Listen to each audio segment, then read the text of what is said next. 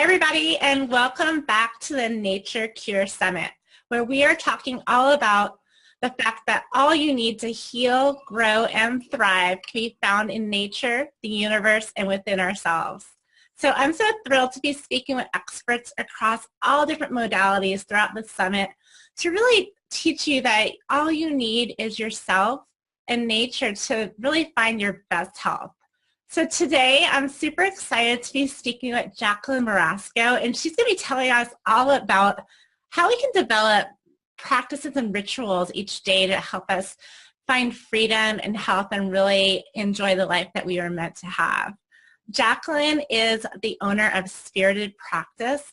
This is a company that she's weaved together years of yoga training, years of mindfulness training, and her master's degree in health sciences to really bring a multifaceted approach that encompasses mindfulness, meditation, yoga, practical health sciences, and then also finding your true spirit. Like, she really works with her clients to find who they really are, what they're meant to do, and really embrace true health. So Jacqueline, thank you so much for being here today. Thank you so much, Michelle. And thank you for that really wonderful introduction. I'm excited to share what I do with people. I think that one of the things I love about what I do is I like to help people find little changes in their lives that can make a really big difference. Yeah, and that's so important. I know a lot of times people are looking for that big thing, that big step they can take, but you've really broken it down, like, to use that metaphor, you've broken it down into little steps to really make it easy. But I wonder how you got to this point. Like, I know that you've done yoga for many, many years, and you do have a background in health, but like most of us in the health field, there's got to be something in your past that sparked this. So I'd love to hear your story. Okay, so there's lots of different ways to tell my story, but I come from a family of alcohol and drug abuse, and so that was a big part of my childhood and something that I participated in. And prior to that, I was really into art and dance and singing. I loved all sorts of creative things. And then I really got bogged down in my own addiction, even though I thought everybody in my family was much worse than I was. And a number of things happened, and I ended up in a rehab. And I had no intention of staying sober.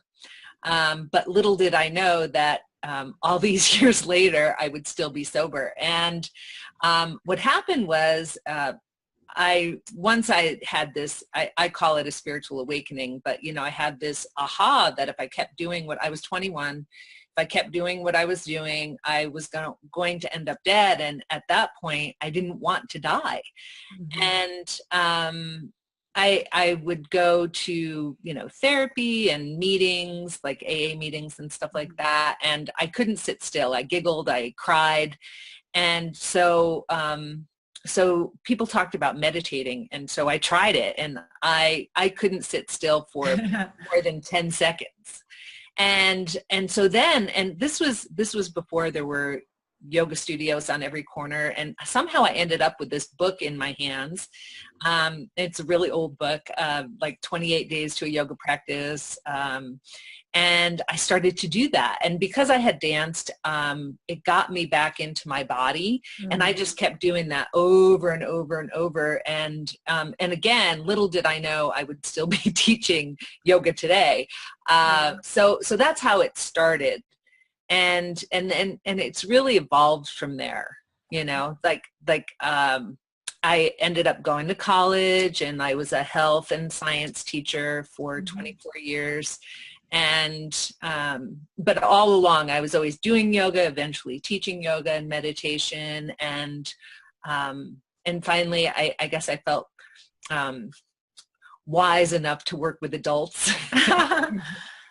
Because they were scarier to me than middle school students were. Right. which other people say, oh, middle school students. Yeah, they can be scary sometimes. So that's how it started, you know, I and see. it's definitely been an evolution.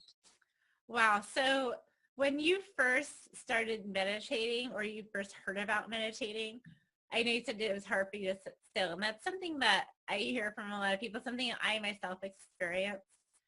When I first started to want to meditate, I was in naturopathic medicine school. And there's nothing naturopathic about naturopathic medicine school. Like they make you work really hard. There's a lot of stress. So, trying to calm your mind to meditate. As we think of meditating, we like think about sitting still in a room and concentrating on nothing. Sometimes that's what people think of. How did you do that? Like, how did you make that transformation?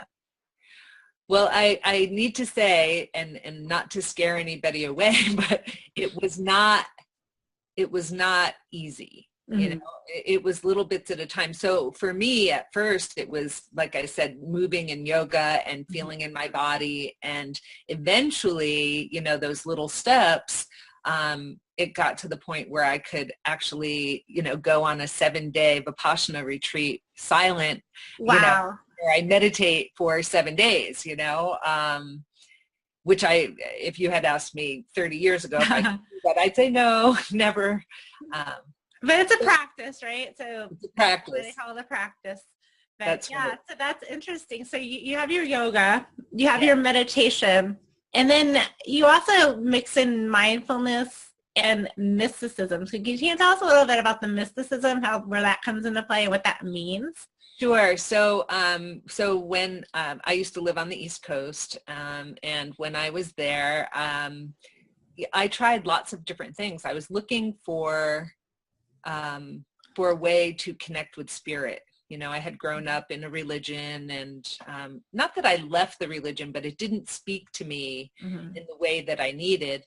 And so I went searching, and I found a teacher in shamanism. And Mm-hmm. so I learned a number of shamanistic practices. I did a lot of new age things with crystals and tarot cards and all sorts of things that I was really open to trying anything that was safe and healthy, and of course I had my health background and I had my science background, and so I really consider myself a scientist. Mm-hmm. And the way that I like to approach things is that I try it and see if it works for me. If it works for me as a teacher, because I feel like my true dharma is a teacher, I break it down so that I can teach it to other people. And I feel like that's where I found the little pieces, like, Mm-hmm. so what I am really focused on now is helping people to create rituals, routines, and practices in their life. So it could be a yoga practice. Many times that's a piece of it, but really it's about, like, what do you do when you wake up in the morning?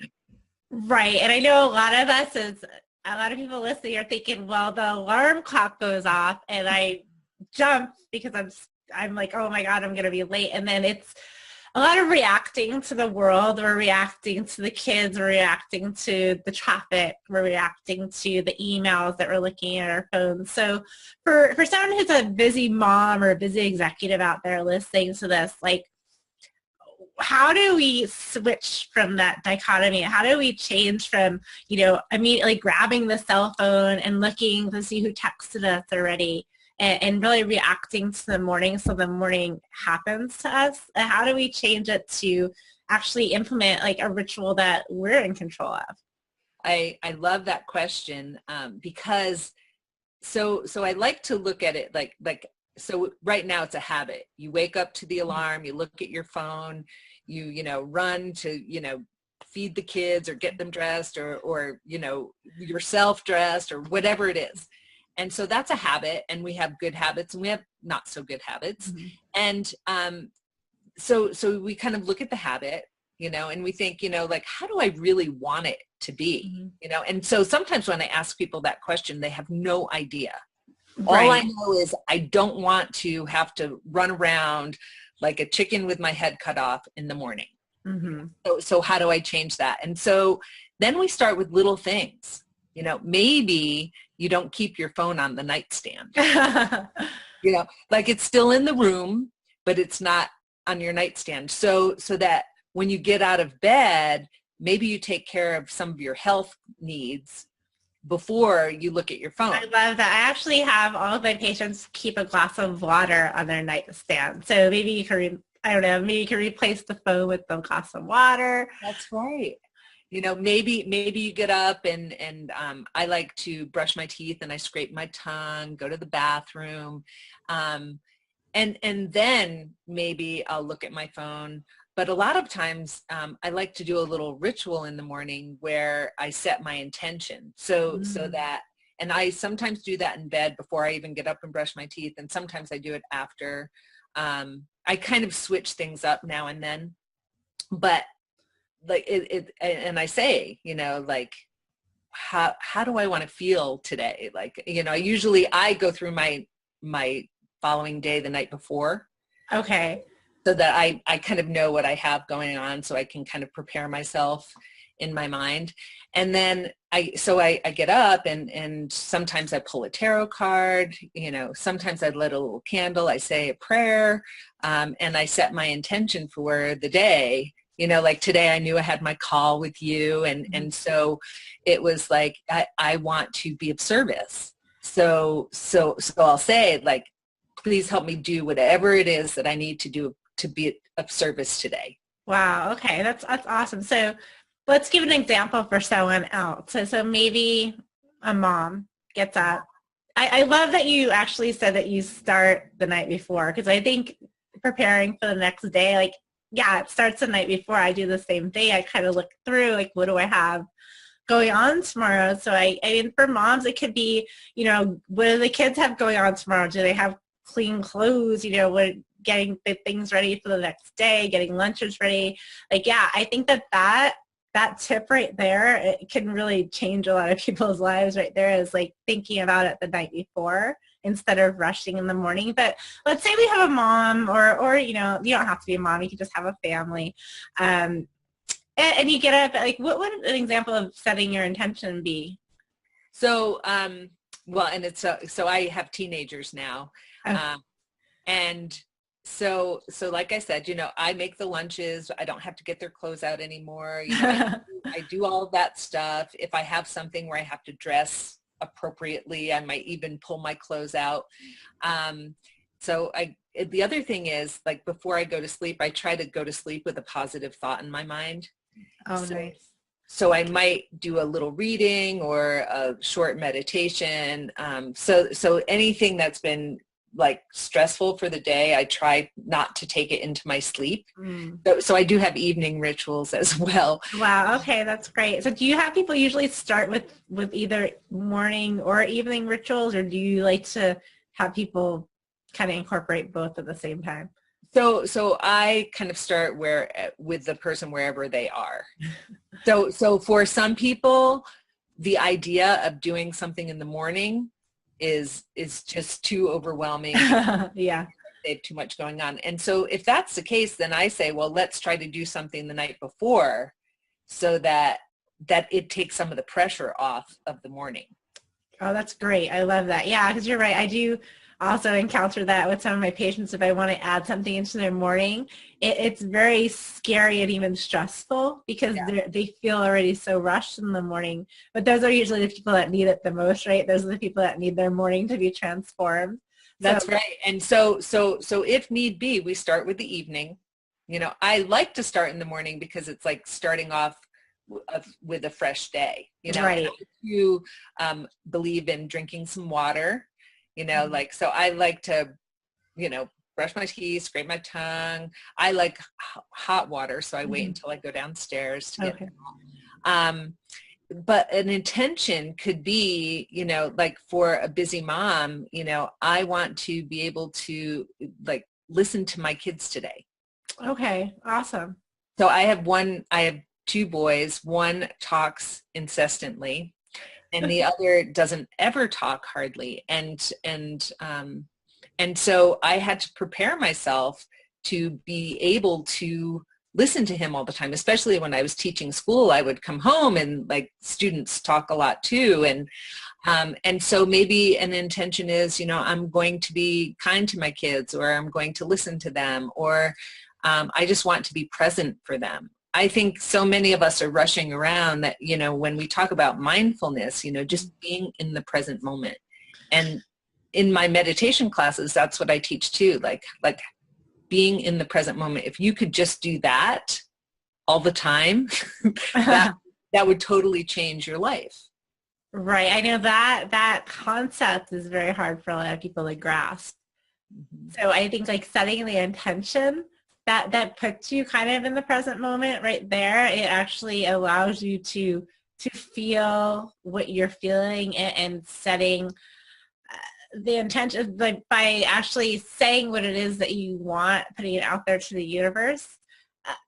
I don't know that a lot of people understand what that actually does. And can you talk a little bit more about like how putting the idea out there, how actually verbalizing it actually makes it come true?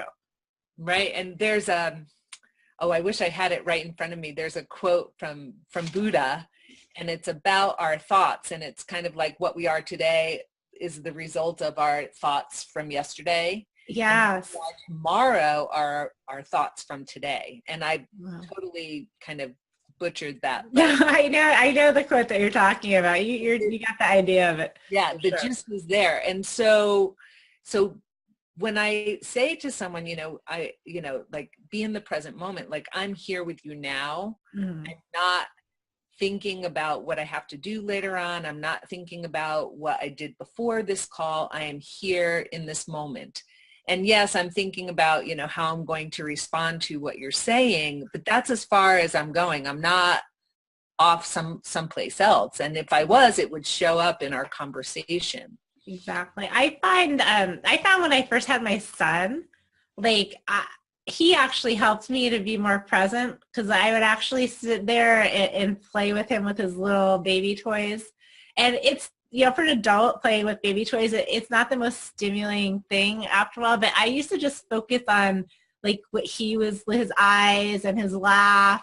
And I actually learned a lot about being in the present moment from him, because children are always in the present moment just as a natural way of being. Absolutely. And so I just want to go back to your question about what does it do when we set that intention. And so when I intend to be here with you, it kind of puts energetically, it moves me in that direction, of being present with you. And so when I say in the morning that I want to be of service on this call today, that was my intention as I, went through my day. And so as I'm taking care of myself and doing my things for the day, it's kind of always in the back of my mind a little bit, and I'm expecting that, that whoever ends up listening to this will get something out of it. And maybe it's one person, maybe it's 100, I don't know. Right. But that somebody's going to hear something that they need to hear, and then my job will have been done, But I feel like when we set that intention, it moves us in that direction. And I always state my intentions in the positive, in the present tense, and in the positive statement, so like I am present, on the call today. I am of service. Okay. Rather than saying like, I don't want to be distracted. That's right. Okay.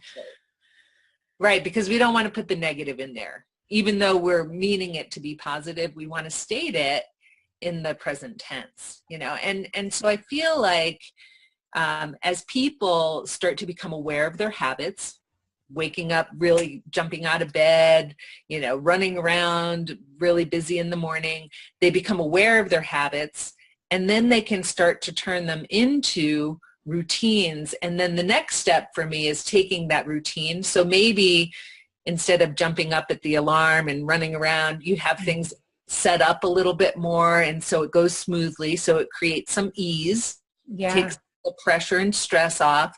And so with that comes some freedom, right? Because Right. lighter and happier. Then you can kind of decide if you want to make some of them private, sacred rituals for yourself, you know, and that's kind of like if you want to take it to the next step, you know. So like when I'm setting my intention, it's kind of like a prayer. And you know, and I have like my little altar set up and I light a candle. And so it's very sacred to me, but it doesn't have to be, you know. So some people are turned off by that or even kind of frightened by it. And so I just say, you choose what works for you. I kind of, you know, give you these ideas and then you see which ones resonate with you and which ones feel good in your body. And if you're not sure, then I say, like, try it and see what works. And that's like the experimenting scientist part of me, you know, like you won't really know till you try it, you know. So do you feel that if it doesn't become ritualized, like, so let's say for me, I set my intention as I'm walking to the bathroom instead of actually lighting a candle and sitting there. Do you feel like it's less powerful or more powerful one way or another? Not at all. It's a matter of choice. Yeah, absolutely. And if that's how you feel good about it, you know, like, then I say stick with it. And then if you want to change it someday, you feel like it's not as meaningful, then you'll change it. Right. And I have some students who can't really sit and meditate, and so they might do a walking meditation or like a Tai Chi or a moving yoga flow meditation. And I've had people say, oh, that's not really meditation. And I'm like, I disagree. Oh yeah, I think that there are hundreds of different forms of meditation. Like gratitude journaling can be meditation. I was recently speaking to somebody I met while traveling, and they were telling me they do a meditation around making tea in the morning, and they call it a tea meditation. So it can really be, I believe it can be so many different things. Yeah, so I am so glad that you talked about that, because it truly is. It's whatever we want to make of it. In fact, I had a dear friend of mine tell me that how I meditated wasn't really meditation, and I was okay with that. You know, I just said, this is going to be one of those times that, you know, we're going to have to agree to disagree, because I really feel like I can't say that my way is the right way. You know, like like one of the things I want the people that I work with to get is that, like, my way is the right way for me. Mm-hmm. You need to figure out, like, I'll help you with the steps and I'll look at what you're doing and give suggestions, but you really have to make it your own. I love it. So you actually, in your business and spirited practice, you actually coach people through setting up their own unique routines and rituals. Is that part of what you do? Absolutely. Yeah. So what would that look like for someone? Would you go in and like kind of assess their life and what's going on for them and help them to make something that feels good for them and serves them the best? Or do you have certain routines or rituals that everybody does? So a couple of different options. You know, if you're working with me privately, then definitely we'll like assess what you're doing and look at that. More people tend to work with me in a group setting. Okay. You know, so I have a 6-month program where we go in and look at all aspects of life, and I call it mind-body alchemy. Nice. And thank you. And we look at basic things, you know, like being grounded in the present moment. What does that mean? You know, we look at self-care. You know, we look at morning rituals, evening rituals, what you do at work, if you work, how you know, I don't tell people how to do their work or how to take care of their children, but about how they might be in those situations. Yeah. Awesome. That sounds amazing. And for today, for the viewers, you actually have a free gift to kind of get people kick-started on creating their own rituals and habits. So can you tell us a little bit about what that is? Sure. So if you go to my website, it's called spiritedpractice.com. And there's a little pop-up that comes up, and if you put your email address in there, you'll get it's a 20-page ebook, and some people are overwhelmed by the size of it. But it goes over creating morning and evening rituals and routines. Wow, perfect. Yeah, and the thing is that what I always tell everybody, like, you start where you're at and you choose what works for you. And if it sounds good, try it. If it doesn't sound good to you, don't try it. You know, Right. there's enough in there that people will find something that works for them. And sometimes people are overwhelmed with it and then they're like, wait, I need some clarification here. And that's Right. when they can communicate with me and we can decide, you know, if they want to like take it a step further. Awesome. So you usually recommend people do one thing at a time, like implement one new ritual at a time, or do some people just dive in and like transform their whole morning routine? I would say people want to dive in and transform everything in one shot. I think they're more successful when they do little steps at a time, because I have some people that have been working with me like through yoga class and stuff for over 10 years. And it's an evolution, you know, and so things that they thought they could never do 10 years ago, it's a part of their life now, but it's evolved, you know, it's happened a little bit at a time. And they may have started wanting to change it all. Like I do a month-long cleanse I lead people through. And there we look at rituals and routines and habits around food. And it's the same thing, you know, like it's a jump start where you know, make some big changes. But those big changes often aren't permanent changes. And so, Right. so that's why I like the little pieces. Yeah, I agree. And I think like there's some people listening who might be skeptical about like setting intentions or the power of meditation or how yoga could actually change their life, because maybe they're new to natural healing and spirituality. So what would be your suggestion for their first dipping their toe in the water to see if so they can actually feel for themselves whether it really works or not? So because I don't know who's going to be responding to this, you know, I'll give you a pretty general answer. And that would be, you know, I would say, take a look at your life. You know, what do you feel good about? And what do you feel like isn't working? Mm-hmm. You know, and once you figure out what that thing is, you know, and we've been talking about the busy morning, so let's just say it's the busy morning. Mm-hmm. You know, I would say choose one thing to do differently, and maybe it's, you know, how you make your tea or your coffee, or how you speak to your kids, or drinking water, you know, or setting your intention. And I would say, because we've talked quite a bit about that, it's so powerful that for skeptics, I would say start there and see what happens, you know, and I like to keep a journal about it, you know, like I like to write down in the morning what my intention is. And then I like to look at the end when I do my evening. And it probably sounds like I spend all day doing routines and rituals, but I really don't. Like, we're talking minutes, not hours.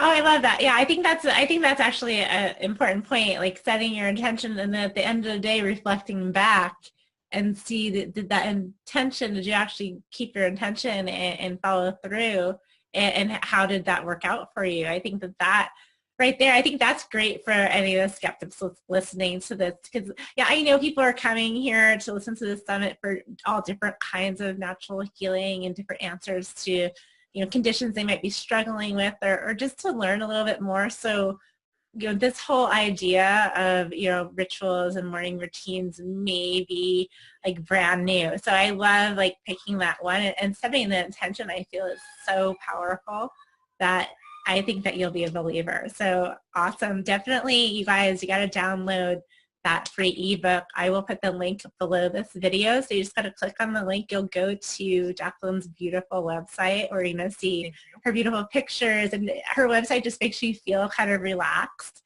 And you can read her story, but definitely you'll see a pop-up, and definitely download that ebook and pick one or two things and implement it. I think it's going to change your life for the better. So Jacqueline, again, your website is spiritedpractice.com, and you have another website blog that you post to as well. Can you tell us a little bit about that? Well, I do Ayurvedic posts for huggermugger.com. Hugger Mugger. Adorable.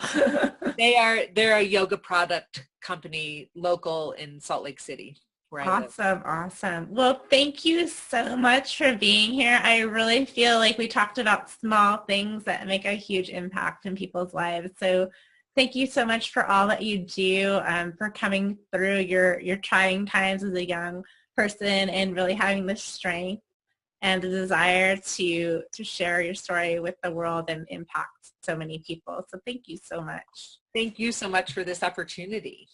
Thank you. And thank you guys all for listening today. Thank you for opening your minds and really spending some time to explore some new avenues to make yourself and your families have a happier, healthier life. So we will see you back here on the Nature Cure Summit. Be sure to check out Jacqueline's website, spiritedpractice.com, and start your rituals and routines today. So I will see you guys later. Take care. Bye, Jacqueline. Bye. Thank you. Bye-bye. Bye. Hey there, it's Dr. Michelle, and I just wanted to commend you and thank you for spending a little bit of your day to do something empowering. I hope that you found value in today's content and that you'll go out and use this new information to improve your life, even in a small way. I want you to open up to the possibility of making today, this week, and this year the greatest possibility you've had so far to improve your life. This is about breaking out of old paradigms. It is about learning the act of living naturally. It's about honoring who you are and allowing all that is good into your life. I promise to continue to bring you educational, empowering, and inspiring content to help you achieve the body you dream about, but more importantly, help you live the life you deserve. Remember, all that you need, you already have. It's right here, in nature and within yourself. So stay tuned for some more value-packed interviews and be sure to check out all of the resources at glownaturalmedicine.com.